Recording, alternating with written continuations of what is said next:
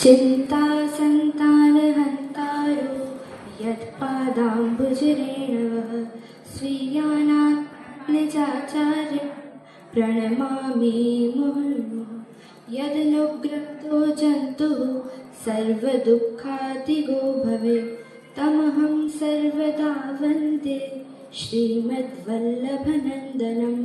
अज्ञानतिर्मिरान्धस्य ज्ञानाञ्जनशलाकया चक्षुरुन्मीलितं येन तस्मै श्रीगुरवे नमः।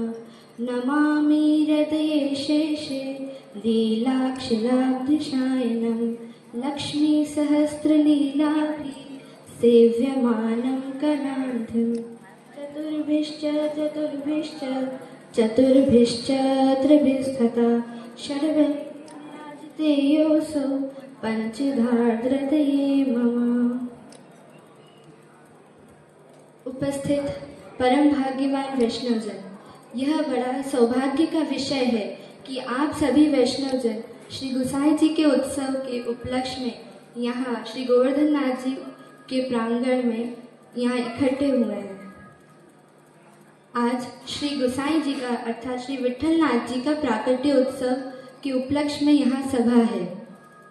श्री गुसाई जी श्री वल्लभाचार्य जी महाप्रभु जी के द्वितीय लाल जी हैं, जिनका जन्म चरनाट में हुआ। चरनाट को संस्कृत में चरनाद्रि कहते हैं।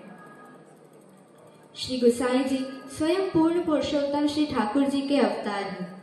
इसलिए जब श्री गुसाई जी का प्राकट्य हुआ तब समस्त वैष्णव सृष्टि इसी प्रकार प्रसन्न हुई, इसी प्रकार आनंदित हुई जिस प्रकार श्री ठाकुर जी के नंद महोत्सव के दिन हुई। शहनाइयाँ बजी, ढोल नगाड़े बजे, वैष्णव बहुत प्रसन्न हुए, आनंद और उत्साह से नृत्य किया और सब वैष्णव ने प्रसाद ग्रहण किया। तो आज हम श्री गुसाई जी के चरित्र और स्वरूप के विषय में चिंतन और मनन करेंगे। और स्वरूप का चिंतन इसलिए आवश्यक है क्योंकि जब तक स्वरूप का अध्ययन हम नहीं करेंगे, स्वरूप ज्ञान हमें नहीं होगा, तो हम पूर्णतः पुष्टि मार्ग के सार को नहीं समझ पाएंगे। जिस प्रकार कभी आप कोई नई गाड़ी खरीदे तो उसके आपको सब फीचर्स मालूम होने चाहिए, उसके सारे अलग अलग यूजेस और वो किस तरीके से काम करती है, उस सब चीज़ का आपको ज्ञान होना चाहिए, तभी आप उसको समझेंगे। वरना तो सिर्फ एक मेटल का वाहन है जो कैसे चलाना वो हमको नहीं मालूम। इसलिए श्री गुसाई जी का हमको स्वरूप का अध्ययन करना आवश्यक है। और उससे भी पहले हमें आप सब वैष्णव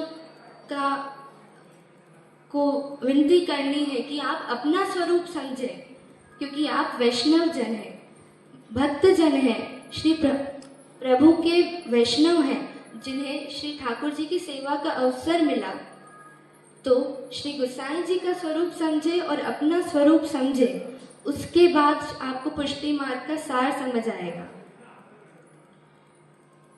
श्री गुसाई जी परम दयालु हैं। श्री गुसाई जी की कृपा से हम सब वैष्णव को श्री ठाकुर जी की सेवा का अवसर प्राप्त हुआ। श्री गुसाई जी ने राग भोग और श्रृंगार का पुष्टि मार्ग में एक अलौकिक महत्व समझाया है।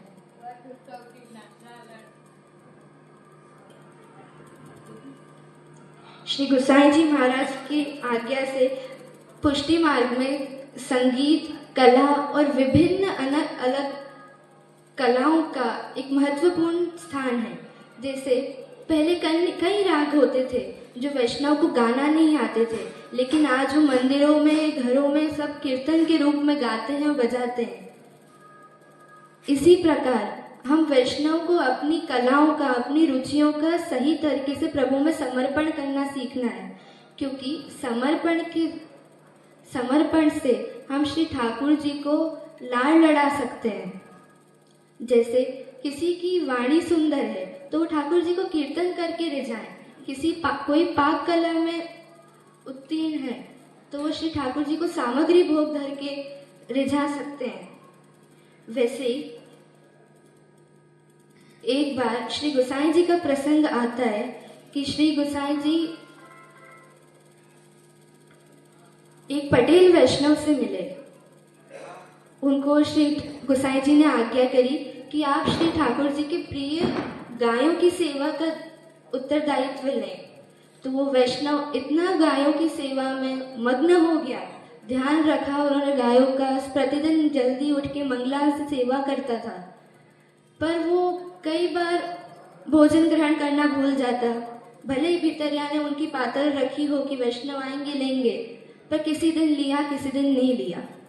तो जब ये बात गोसाई जी तक पहुंची तो गोसाई जी ये बात समझे कि इनका ध्यान पूरा गायों की सेवा में, क्योंकि गाय श्री ठाकुर जी को बहुत प्रिय है। तो उन्होंने श्री पटेल वैष्णव को समझाया कि जब तक आप अपना नित्य कर्म, अपने स्वास्थ्य का ध्यान अच्छे से नहीं रखेंगे, भोजन ग्रहण नहीं करेंगे, तो आपका शरीर सशक्त नहीं रह पाएगा। अगर आपका शरीर सशक्त नहीं है तो आप सेवा में कैसे पहुंचेंगे, श्री ठाकुर जी की सेवा कैसे करेंगे। तो वैष्णव जन, इससे हमें ये आज्ञा मिलती है गोसाई जी की कि हमें अपने शरीर का उतना ही ध्यान रखना जितना हम श्री ठाकुर जी की सेवा में देते हैं, वरना निर्बलता के कारण हम सेवा में नहीं पहुंच पाए, यह उचित नहीं है। श्री गोसाई जी महाराज एक बार यात्रा पे पधार रहे थे। रास्ते में उन्हें एक बूढ़ी कुंजरी दिखी। अब वो कुंजरी ग्रीष्म काल था, ग्रीष्म ऋतु चल रही थी, तो बहुत प्यासी थी और असहाय थी, कोई भी उसे जल नहीं दे रहा था। तो उसने, जब गोसाई जी की कृपा दृष्टि उस कुंजरी पर पड़ी, तब श्री गोसाई जी ने अपने खवास को आज्ञा करी कि इस बूढ़ी कुंजरी को जल पिला दो।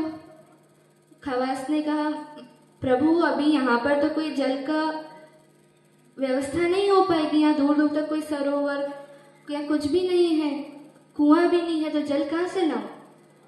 तो श्री गोसाई जी ने कहा, कोई बात नहीं, हमारे पास जो झारी जी बिराजरी है उसका जल अरोगा दो इस कुंजरी को। खवास आश्चर्य से पूछे, महाराज आपकी झारी जी तो छुआ जाएगी, फिर आप कैसे आरोगोगे? जो झारी जी का जल अगर मैं उसको दे दूंगा तो फिर आप क्या आरोगोगे? तो गोसाई जी आज्ञा करते हैं कि कोई बात नहीं, झारी छुआ जाए तो क्या हो गया, झारी तो नहीं भी आ जाएगी, जल कहीं और से ले लेंगे, आगे से कहीं अरेंज हो जाएगा वो। तो तभी खवास ने गोसाई जी की आज्ञा मान के कुंजरी को जल पिलाया। इसी से हमें ये समझ आता है कि गोसाई जी कृपा के सिंधु हैं। जहां भी गोसाई जी पधारते हैं, उनके आशीर्वाद से, उनके प्रताप से सभी वैष्णव का कल्याण होता है। जिस प्रकार सूर्य आकाश में दिखते ही फूल खिल उठते हैं, वैसे ही वल्लभ की कृपा पाते ही वैष्णव जन्म धन्य होता है। इसलिए वैष्णव गुणगान करते हैं, परम कृपाल श्री वल्लभ नंदन, करत कृपा निज हाथ दे माथे, जे जन शरण आय अनुसरहि, रही सोपत श्री गोवर्धन नाथ। तो जब तक आपका समर्पण श्री ठाकुर जी में नहीं हो जाता, तब तक आपका जीवन में और तो 84 लाख योनियों में घूम के आना व्यर्थ हो जाएगा। इसलिए हृदय में भक्ति धर के श्री ठाकुर जी की सेवा जब तक आप नहीं करेंगे प्रेम से, तब तक वैष्णव जन्म पूर्ण कैसे होगा। एक बार श्री गोसाई जी वीणा वादन कर रहे थे। गोसाई जी संगीत कला के प्रेमी हैं, इसीलिए अनेक राग, साहित्यिक कला और अनेक प्रकार की रुचियों को गोसाई जी ने पुष्टि मार्ग में स्थान दिया। जैसे पिछवाई आर्ट, जो ठाकुर जी की पिछवाई होती है सांझी, आज वर्ल्ड ओवर सब लोग जानते हैं, ये विख्यात है। ये आर्ट कला सब गोसाई जी को बहुत प्रिय थी। एक बार श्री गोसाई जब वीणा वादन कर रहे थे तो उनका ध्यान उनकी उंगलियों पर गया। वीणा वादन से उंगलियां कठोर हो गई थी, उन पे निशान पड़ गए थे। तो आप श्री ने विचार किया, जब मैं सेवा में पधारेंगे और श्री ठाकुर जी को स्नान कराएंगे, भोग अरोगाएंगे, श्रृंगार धराएंगे, तो आप श्री के कोमल श्रीअंग को श्रम पड़ेगा, क्योंकि श्री ठाकुर जी का स्वरूप कोमल है। इसलिए श्री ठाकुर जी के हित के विचार के लिए श्री गोसाई जी ने वीणा वादन को वहीं विराम दे दिया और वैष्णव को आज्ञा करी सभी को कि श्री ठाकुर जी की सेवा में जो चीज बाधा उत्पन्न करे, जिससे श्री ठाकुर जी को कष्ट हो, वो हमें कभी नहीं करना चाहिए। ऐसे ही श्री गोसाई जी का नहीं न सिर्फ पुष्टि मार्ग में बहुत बड़ा महत्व है, परंतु बाहरी जगत में, जैसे कि बाहर अन्य न्याय के विषय में, ज्ञान के विषय में, कला के विषय में श्री गोसाई जी विठलेश्वर प्रभु का बहुत बड़ा रोल है। आप श्री ने रस खान, गुलाब खान, बीरबल और बाकी अन्य लोगों को जो महा धूर्त थे, जिनका सत्कार्य नहीं थे, उनको भी शरण लिया, उन्हें भी श्री ठाकुर जी की शरण तक पहुंचाया, उन्हें भी सतमार्ग दिखाया।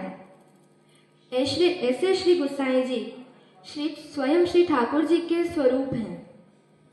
तो आप सोचेंगे कि जब गोसाई जी, श्री विठलनाथ जी और स्वयं वल्लभाचार्य जी महाप्रभु जी स्वयं ही पूर्ण पुरुषोत्तम हैं, तो उन्हें सेवा की करने की आवश्यकता क्या है? तो हमें यह ध्यान रखना है कि वे आचार्य हैं, पुष्टि मार्ग के आचार्य, और आचार्य का यह कर्तव्य बनता है कि अपने वैष्णव को ऐसा आचरण सिखाएं कि वे ठाकुर जी की सेवा किस प्रकार करें, कैसे करें, उनकी उसमें त्रुटि कभी ना हो, श्री ठाकुर जी उनकी सेवा स्वीकार करें। इसलिए ऐसा आचरण कैसे आप सभी वैष्णव में होना चाहिए, उसका ज्ञान श्री गोसाई जी अपन सबको देते हैं। इसलिए आप सदा सर्वदा श्री गोसाई जी का ध्यान करें, क्योंकि गोसाई जी की कृपा के बिना श्री ठाकुर जी की प्राप्ति नहीं हो सकती। बहुत बहुत शुभ आशीर्वाद।